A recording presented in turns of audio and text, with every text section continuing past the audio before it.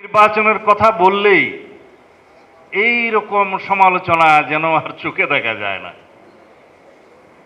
কিন্তু গণতন্ত্রের কথা বলে আপনারা গণতন্ত্রের উল্টা দিকে যাত্রা শুরু করবেন।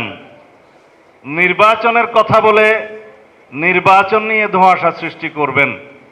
এটা কি গণতন্ত্রের জন্য শুভ? এটা কি গণ অভ্যুত্থানের প্রত্যাশা ছিল? এটা কি গণ অভ্যুত্থানের জন আকাঙ্ক্ষা ছিল?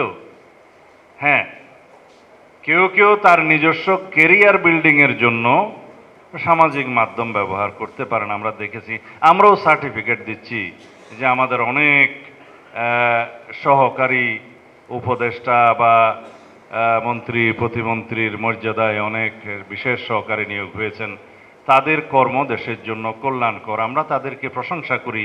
ভবিষ্যতে অবশ্যই আপনাদের কর্ম দেশ স্মরণ রাখবে এবং আমরাও আপনাদেরকে সেই সমস্ত কাজে নিয়োজিত করার জন্য আমরা ইচ্ছা প্রকাশ করব।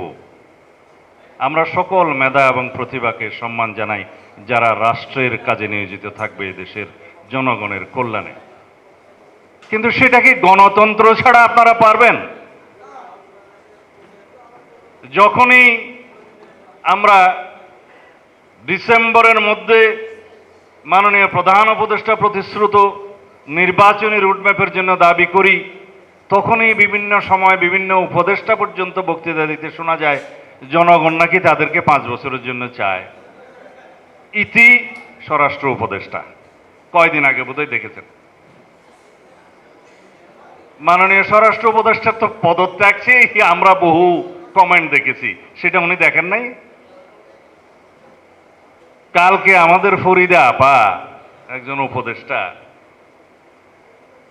আমার সাথে খুবই ভালো সম্পর্ক, আমি সেজন্য সমালোচনা কম করতে চাই, বললেন যে ওনারা নাকি নির্বাচিত হয়েছেন। কিভাবে? গণ অভ্যুত্থানের মাধ্যমে ওনাদেরকে নির্বাচিত করেছে জনগণ। তাহলে এদেশে ইলেকশন কমিশন আছে কেন? যদি রাস্তার গণ অভ্যুত্থানের মধ্য দিয়ে সরকার পরিবর্তন হয়, সেটা অবশ্যই এদেশের মানুষের কামনা, কিন্তু একটি নির্বাচিত সরকারের বিকল্প তো আপনারা হতে পারেন না। আপনারা অবশ্যই অনির্বাচিত, সেটা প্রতিদিনই আপনাকে স্মরণ করিয়ে দেয়া হবে। অবশ্য ওনার স্বামী আমাদের ভাই সাহেব জনাব ফরহাদ মাজার সাহেব গত 2-3 দিন আগে বক্তৃতা দিয়েছে, নির্বাচনের মাধ্যমে নাকি গণতন্ত্র প্রতিষ্ঠা হয় না, কেবল লুটারাদের একটা সাম্রাজ্য প্রতিষ্ঠা হয়।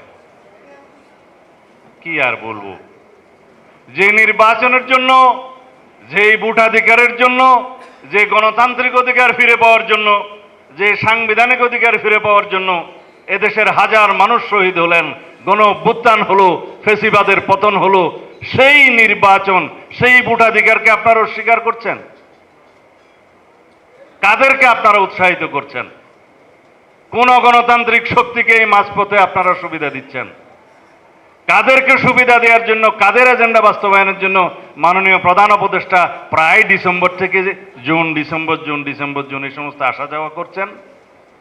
এক জায়গায় স্থির থাকতে পারছেন না কেন? আপনি পৃথিবী বিখ্যাত একজন সম্মানিত ব্যক্তি, আপনার এই রকম শিফটিংটা কিন্তু জাতি এবং আন্তর্জাতিক ভালোভাবে নেবে না। আমাদের সাথে আপনারা বৈঠক করেছিলেন, কথা দিয়েছিলেন, আপনাদের সমস্ত কর্মকাণ্ড পরিচালিত হচ্ছে ডিসেম্বরকে সামনে রেখে জাতীয় নির্বাচনের উদ্দেশ্যে। আমরা নির্বাচন কমিশনের সাথে বসেছি, কথা বলেছি, তাদের সমস্ত নির্বাচনী প্রস্তুতি আগামী জুন মাসের ভিতরে সমাপ্ত হবে। তারা বলেছেন ডিসেম্বরের ভিতরে তারা নির্বাচন দেওয়ার জন্য উদ্গ্রীব। এখন সেই কথা যদি আমরা বলি,